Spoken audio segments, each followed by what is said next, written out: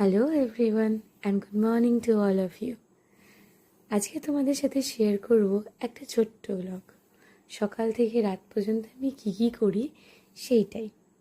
সকালবেলা ঘুম থেকে উঠে এই 7:30টার মধ্যে যে স্কুলে ঢোকার ব্যাপারটা, I am a teacher by profession, আমার কাছে ওটা যুদ্ধের মতন। নিজের টিফিন ব্রেকফাস্ট, মেয়ের টিফিন ব্রেকফাস্ট আর ছোটো মেয়ের লাঞ্চ ব্রেকফাস্ট সব কিছু রেডি করে ওকে ওর ঠাম্মির কাছে ড্রপ করে আমাকে যেতে হয় স্কুলে।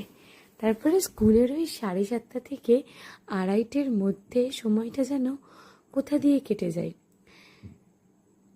স্কুলে বাচ্চাদের সাথে খেলা, ওদেরকে পড়ানো, একটু ডান্স শেখানো, তারপরে কলিগদের সাথে একটু আড্ডা, একটু টিফিন খাওয়া, এইসবের মধ্যেই যেন সারা দিনটা কোথায় কেটে যায়।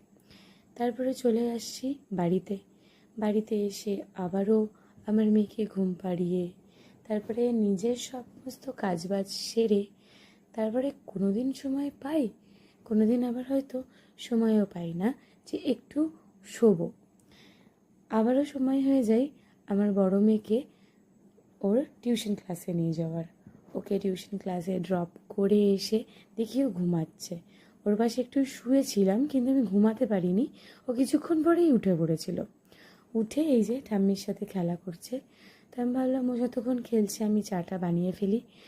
এই বিকালবেলা চা খাওয়ার সময়টাই হয়তো আমি একটু নিজের জন্য পাই। তখন আমি আর ওর ঠাম্মি বসে বসে একটু গল্প করি আর চা খাই। আজকে চায়ের সাথে ছিল গতকালের ভেজে রাখা তালের বড়া আর ওটা আমার মেয়ের জন্য 2টো বিস্কিট। এই যে বিস্কিট পেয়ে মহারানী খাচ্ছে আর সারা ঘর ঘুরে বেড়াচ্ছে। এরপরে আমি আবারও চলে গেছিলাম আমার বড় মেয়েকে পিক আপ করতে। তারপরে একটু এটিএমে গেছিলাম। বাড়ি ফিরে আবার ওকে ডিনার করিয়ে তারপরে আমার মা ফোন করেছিল, মার সাথে একটু কথা বলে ওকে ঘুম পাড়িয়ে দিয়ে আমার বড় মেয়েও ডিনার করে ঘুমিয়ে গেছে। তখন অনেকটা রাত হয়ে গেছে, আমি ডিনার সেরেছি আর এর মধ্যে আবারও উঠে পড়েছে।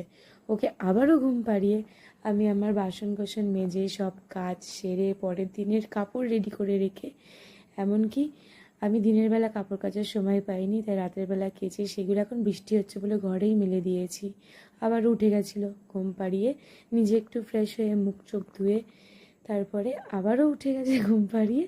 ওকে ফাইনালি ঘুম পাড়িয়ে আমার হাজব্যান্ডের সাথে একটুখানি কথা বলে তারপরে আমি ঘুমিয়ে পড়েছি। এটাই হলো আমার সারাদিনের লাইফ।